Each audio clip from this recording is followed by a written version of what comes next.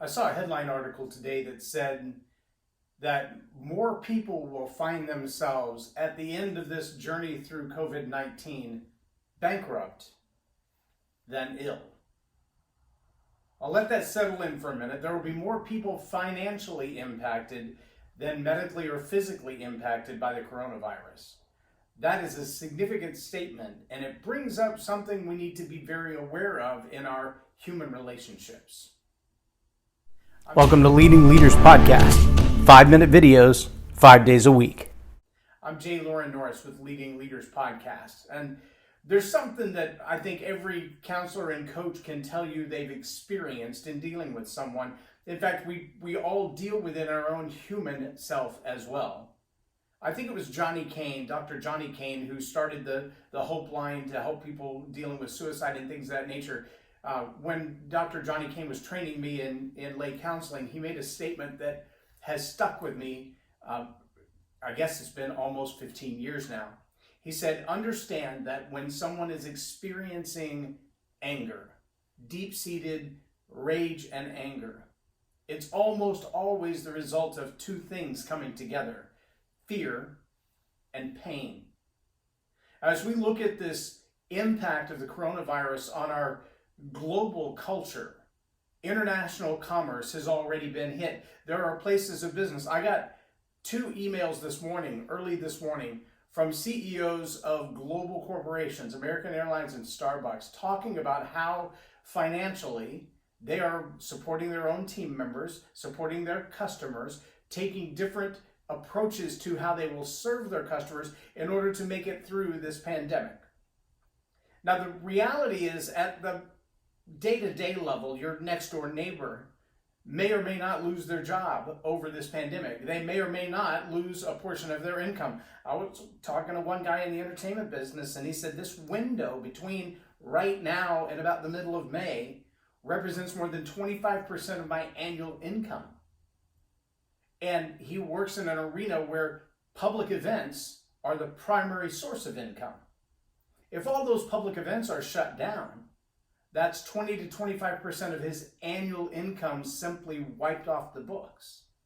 Now, that can be a fearful position if financially you find yourself in a place where 25% of your income makes the difference between making it or not.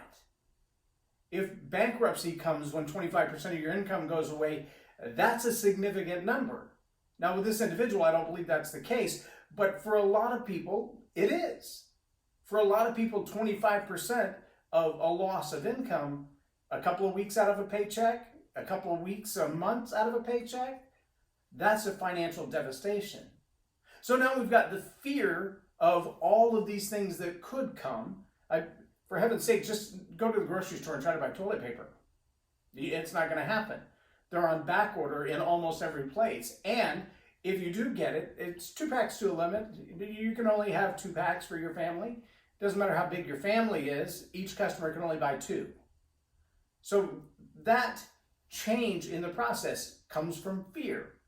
The fear that it's going to get out of hand and be out of control. Now, the resulting pain that comes from a loved one who gets sick, a loved one who's financially devastated by the changes in the economy, by the loss of a job, by the delay in a paycheck from a job.